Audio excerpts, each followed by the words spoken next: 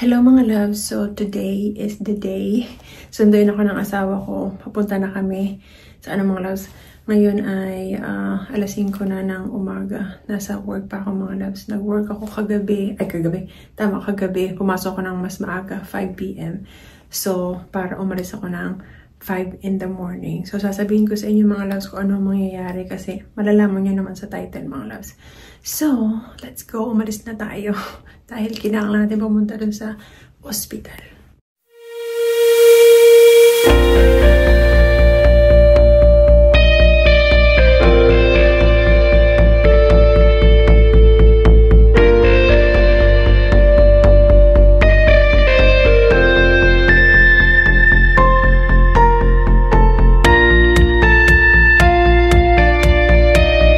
Dito na kami sa ospital mga loves. Kinakabahan na yan. So, ang unang gagawin, may lab works muna siya. Then, pagkatapos nun, pupunta na kami sa taas. So, lab work muna. Super haggard ng lola nyo kasi nag-duty pa tayo mga loves. Galing pa tayo sa duty. So, pumasok na siya doon mga loves. Kailangan niya lang ng lab works. And then, after nun, punta na kami sa cat lab. Pasensya na sa mukha ko kasi sobrang tayo mga loves. Haggard tayo.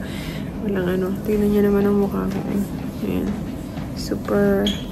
Super oily ng festlock ng lola nyo. So, ang mangyayari nga pala dito mga loves is operahan nga yung asawa ko sa puso kasi meron siyang problema sa puso. Kung natatandaan nyo, nung nag-cruise kami, siguro mga yung last year yun mga loves. Basta yung cruise namin na sinabi ko sa inyo na nahirapan siyang huminga. Nung pag-uwi namin nun mga loves, nagpa-test naman siya. So, okay naman. Then, yung pangalawang cruise namin, yun yung talagang nahirapan. Sobrang hirap siyang huminga.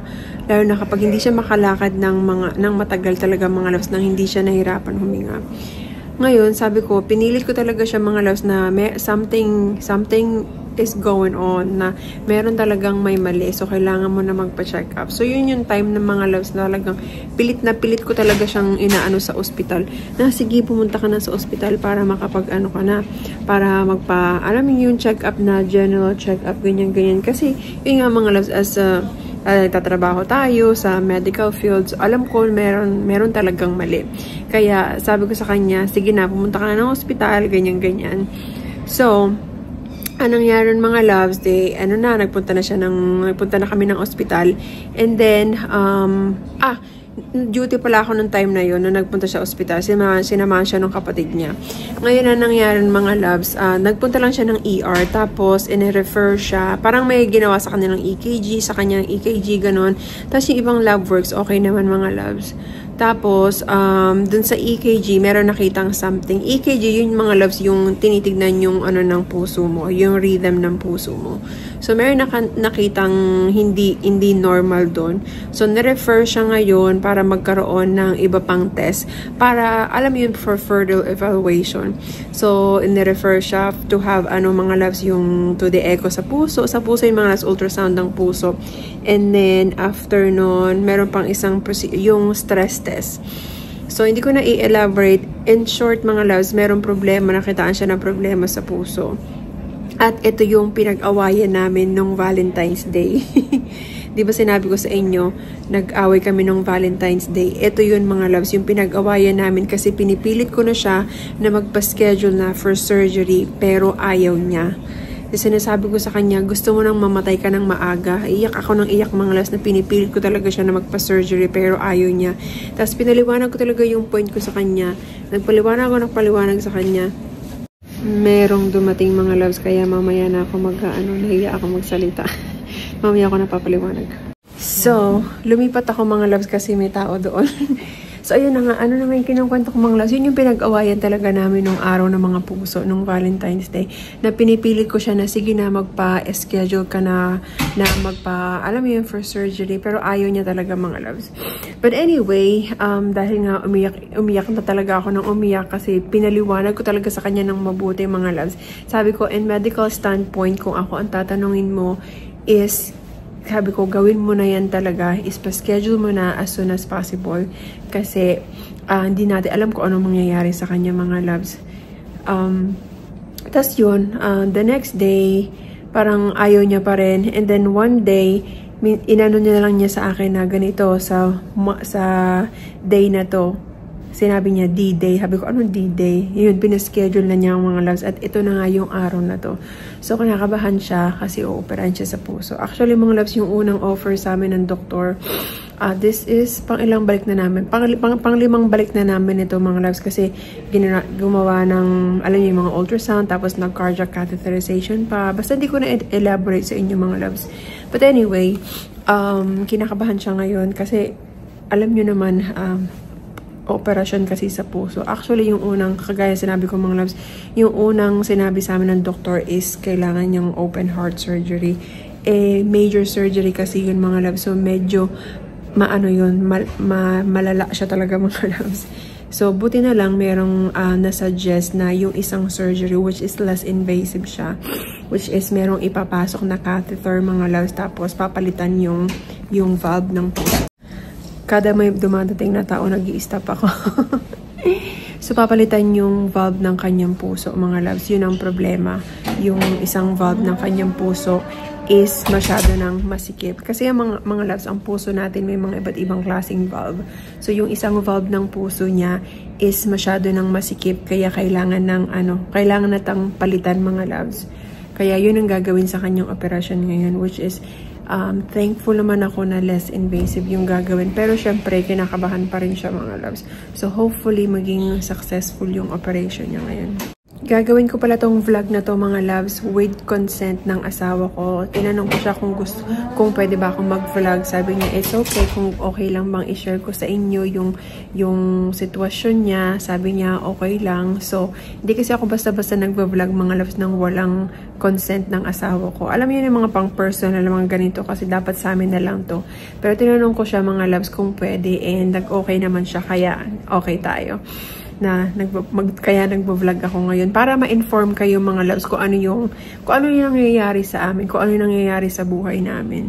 Tignan yung hospital mga loves, merong free coffee. So mag-ano mo tayong coffee kasi para magising-gising tayo mga loves. Dito na kami mga loves sa Cat Love.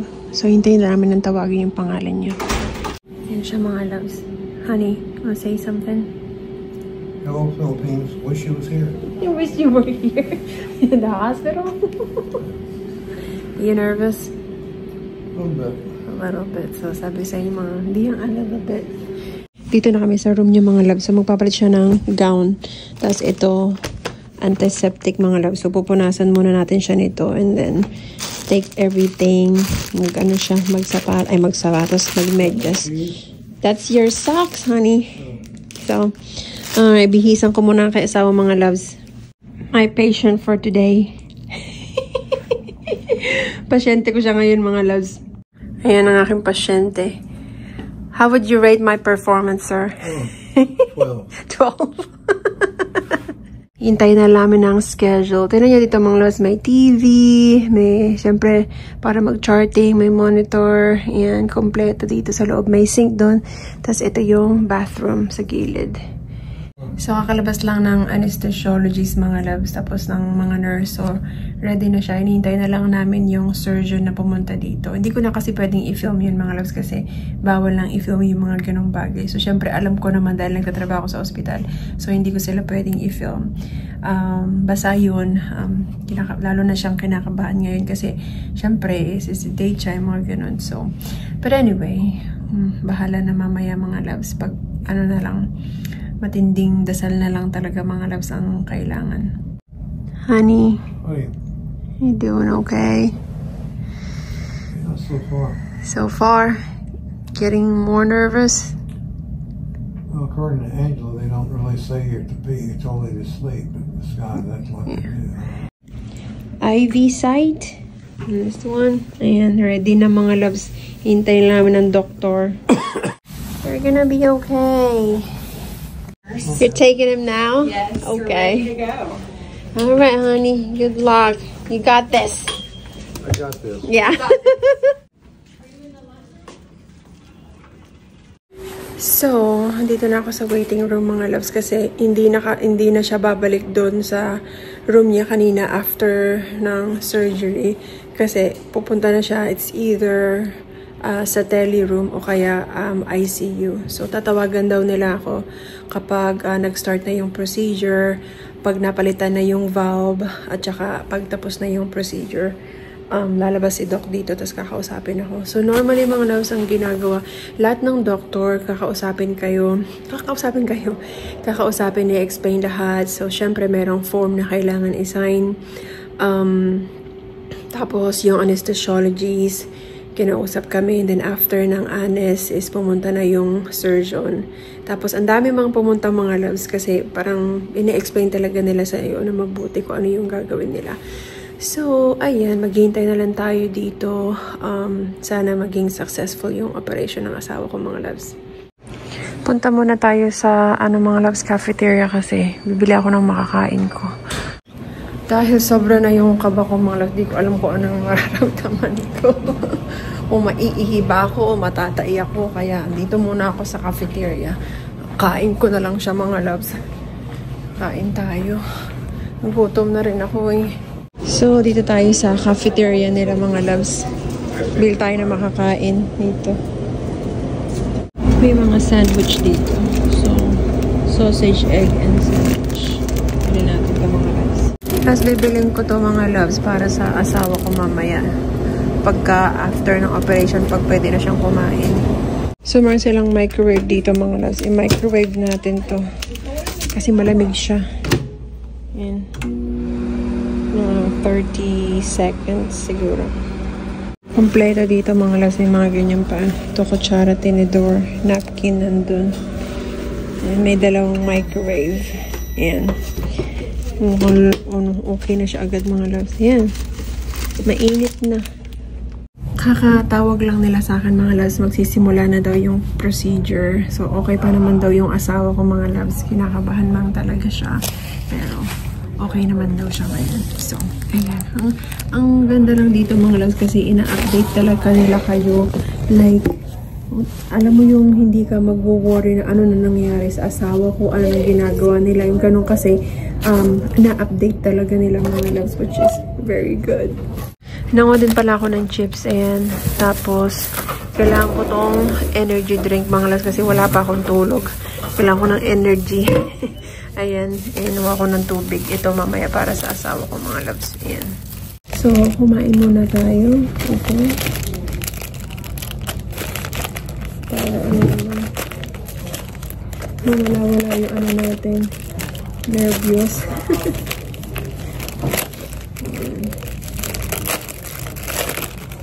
Yeah. Ang sarap ito mga loves. Grabe. Binaan sa kain ang kaba. Ayan siya mga loves. Oh. May egg at saka sausage na kasama. Yan. Buti na lang masarap tong mga loves. Sandwich.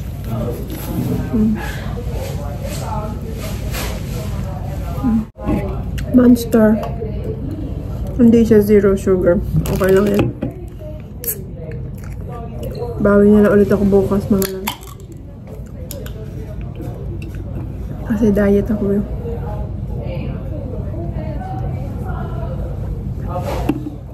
Ang sarap. Energy.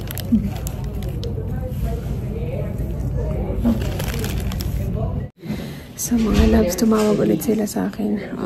Successful daw. Make sure lang nila na walang bleeding after ng surgery. Pero okay naman daw mga loves. So mamaya-maya, sabi niya mga 15 minutes, pupunta sila dito yung doctor. Kakausapin daw ako. So, buti na lang mga loves. Thank you, Lord. Hi! So we're all done. Everything went well. New valve is in. It looks good. So we didn't give him a lot of anesthesia, so he did great. Okay, that's good. So he's going to go to recovery here pretty soon, Okay. and he'll be there for at least an hour. Okay. It might be a little bit longer. It just depends on when a room is available upstairs. Okay. Okay. Sounds good. Thank you so much. Oh, you're welcome. Appreciate you Yeah, if guys. you need something, let us know. But Okay. they have your phone number, Okay. and they'll call you. And then Okay. this set of elevators you'll take up to the 4th floor when he's ready to go. Okay. Okay, sounds Okay. good. All Thank right. you so We'll see. much. You're welcome. Thank Take you. care. So mga loves, narinig niyo ba yun? Successful yung operation. So nandun pa siya sa recovery room right now. Hindi pa siya pwedeng puntahan. Pwede ko siyang puntahan kapag nasa room na siya, pero hindi pa daw available yung room. So pag available na yung room, pwede natin siyang puntahan mga loves. So for now, it's 10 a.m. Nag-start sila mga loves ng 8:20. Ang bilis lang mga loves. So narinig yung sinabi, hindi naman siya binigyan ng maraming anesthesia. Kasi yun yung isang fear niya mga loves, is yung bigyan siya ng maraming anesthesia. Pero thank God mga loves, buti na lang. Thank you Lord. So, nasa recovery na yung asawa ko mga loves. Tumawag yung nurse. Okay naman daw siya. Kaso wala pang available room arang sa ICU. So, naghihintay pa ng few discharges. Kaya hindi pa ako makapunta sa room talaga mga loves. Sabi mga siguro 2 hours. So, hopefully wag naman sanang umabot ng mga 4 hours. Kasi 10:42 na mga loves. Naantok na ako. Pero gusto ko syempre makita yung asawa ko mga loves bago ako pumunta dun sa hotel na pinabook ko. Kasi dun ako mag-stay ngayon mga loves. Mag-hotel ang lola nyo. Na ako mga loves, wala pa rin sa room yung asawa ko. So, kain muna tayo. Nandito pala yung kapatid niya mga loves. Ayan, in-order ko siya ng pagkain. So, kakain muna kami. Bibisitahin niya yung asawa ko. Syempre mga loves. Hindi ko alam kung pwede ko siyang i-video eh. Naya ako. Sa room niya mga loves, wala pa siya dito. Pero dito daw siya dadalhin. Ayan. This is a nice room. At least. I know. Yung kapatid niya mga loves. Yes. At least we got comfortable, you know. Yeah, really. You could have stayed right here. This chair mga loves. Yan, hintay na lang namin si Kirby dito. We don't get to see daylight where we work. Oh, you don't. Oh. We're in a dark hole all day. This is the first time we've seen daylight. We're kind of amazed by it. There he is! Look at you!